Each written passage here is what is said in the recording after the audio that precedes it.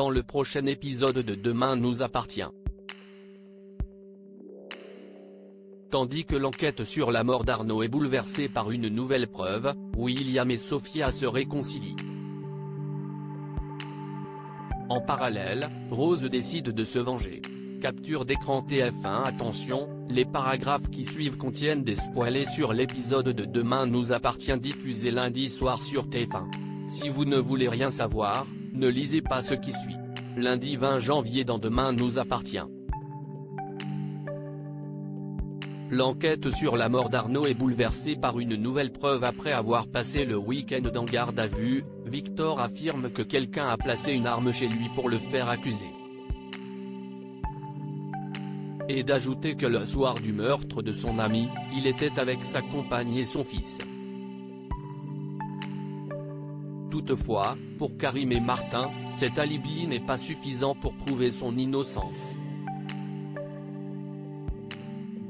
Excédé, l'homme d'affaires ordonne aux policiers de faire leur travail et de trouver le véritable meurtrier d'Arnaud. Pendant ce temps, Flore, qui vient d'apprendre l'arrestation de Victor, ne croit pas une seule seconde que celui-ci soit coupable. Mais lorsque Bart révèle qu'Arnaud était impliqué dans le trafic de chiens, Flore se demande si Victor y participait et, dans une telle hypothèse, si une dispute entre eux aurait pu mal tourner. De son côté, Lou se rend au poste et réclame de Karim qu'il se montre objectif car cette histoire ne tient pas la route. Même si le père de sa fille a toutes les raisons de croire à la culpabilité de Brunet, l'avocate estime qu'il s'acharne sur son compagnon parce qu'il refuse de voir la réalité en face et de suspecter Bart. En parallèle, le fils Valorta culpabilise de faire accuser un innocent à sa place. Tandis qu'Hugo explique que cela finira par lui passer, Bart sait qu'il a tué un homme et que cela le poursuivra toute sa vie. Maxime les rejoint et s'en prend à Hugo pour avoir entraîné son cousin dans un plan aussi tordu. Il insiste ensuite pour que Bart le suive mais ce dernier s'obstine à ne rien écouter.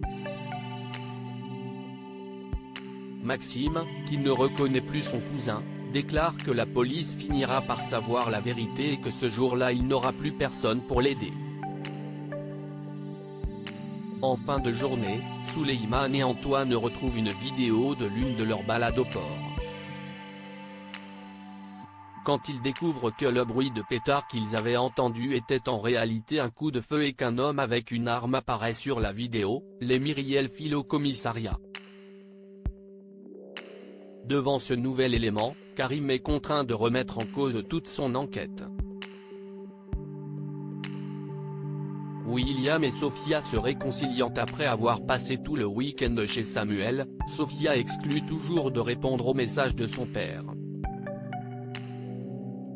Alors que le docteur Chardot lui conseille de le faire, William débarque et somme sa fille de le suivre pour aller au lycée. Dans la voiture, William précise qu'il souhaite que Sophia cesse de le faire passer pour un monstre et raconte combien il a été difficile pour lui de la savoir chez Samuel. Ne supportant plus l'égoïsme de son père, Sophia va en cours. Dans les couloirs, elle croise Manon qui lui rapporte l'enfer qu'elle a vécu ces 2 derniers jours avec leurs parents. Tandis que Manon prie sa sœur de faire la paix avec William pour retrouver une vie normale, Sophia déclare qu'elle a simplement envie d'apprendre à connaître son père biologique et qu'elle a assez que tout le monde la fasse culpabiliser pour cela. Pour sa part, William avoue qu'il a merdé avec sa fille. Il confie à Aurore qu'il a peur que Sophia se laisse influencer par Samuel et qu'elle finisse par le considérer comme un papa cool. Aurore promet qu'il ne prendra jamais sa place de père et que leur fille reviendra vers lui. En rentrant, William remet à Sophia une enveloppe contenant des places pour aller faire du kart. Bien qu'il n'aime pas ça, il est cependant déterminé à montrer à sa fille qu'il peut être cool lui aussi. Comprenant que son père craint d'être comparé à Samuel, Sophia insiste sur le fait que son besoin de voir Samuel n'a rien contre lui. Le docteur Donnier s'excuse alors d'avoir pété les plombs et lui demande pardon pour tout ce qu'il a pu lui dire. Pendant qu'il exprime sa peur de la perdre, la jeune femme rétorque que personne ne pourra jamais le remplacer puis elle le prend dans ses bras. Rose décide de se venger. Antoine reçoit un message de Rose adressé à Marco. Cette dernière souhaiterait le rencontrer et se dit prête à le rejoindre à Clermont-Lérault pour faire sa connaissance. Pour éviter de griller sa couverture, Antoine répond qu'il n'est pas prêt pour le moment et prétexte aimer leur relation épistolaire telle qu'elle est.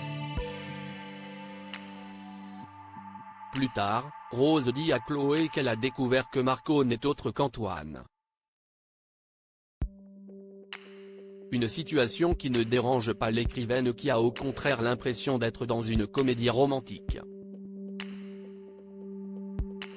Malgré tout, Rose aimerait se venger gentiment d'Antoine pour s'être moqué d'elle. Pour ce faire, elle lui donne rendez-vous au Spoon. Alors qu'il l'invite à dîner, un homme vient s'asseoir avec eux et se présente comme étant Marco. Heureuse que sa petite vengeance fonctionne, Rose en fait des tonnes et accepte de dîner avec le faux Marco sous les yeux d'un Antoine ne sachant plus quoi faire.